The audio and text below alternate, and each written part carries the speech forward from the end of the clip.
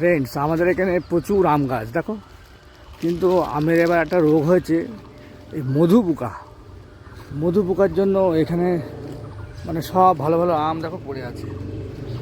হ্যাঁ, আমাদের এখানে সব আমগুলো চাষিদের আম সব রাস্তায় গুটি গুটি হয়ে পড়ে আছে। কটা আম তুলে নিই। এই আমের চাটনি খুব ভাল লাগে, খুব সুন্দর। এই দেখো, এই আমগুলো কুড়িয়েছি, এই যে দেখতে পাচ্ছ এই ধরনের পোকা লাগছে আমে, এই কালো কালো পোকা লেগে সব আমগুলো পড়ে যাচ্ছে। পুরো এখানে পুরো গাছগুলোতে মুকুল ভর্তি ছিল।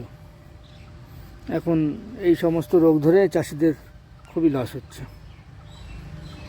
যাই হোক, এবার বলো আম দিয়ে কি কি খাওয়া যায়। একটা তো আমার ফেভারিট আমের ডাল, আর একটা হচ্ছে আমের চাটনি।